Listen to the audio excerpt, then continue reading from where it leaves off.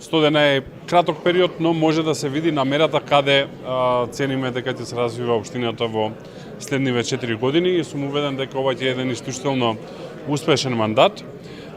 Би сакал да честитам и на добрата екипираност во рамки на општината, добрата соработка со Советот, со јавните претпријатија и резултатите ќе доаѓаат во периодот кој што е пред нас. Ние како влада ќе продолжиме со поддршката која што ја дававме и во изминатиот период.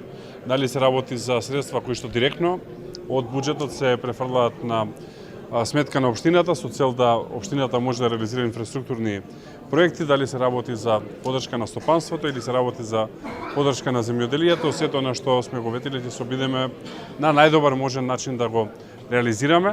Јас сакам да кажам 3 работи кои што сметам дека се исклучително крупни и значајни за градот. Прво е, гледате дека интензивно се работи на автопатот кој што оди од Прилеп до Битола и очекувам дека во текот на оваа година ќе ги видиме и првите километри асфалт, иначе таму рокот е до крај на следната година и тој рок ќе биде запазен. Второ, градоначалникот амбициозно работи на проектна програма со цел да се направи транзитна обиколница на градот, со цел тешките возила да не влегуваат во градот, нешто што е ветувано децении наназад од многу градоначалници.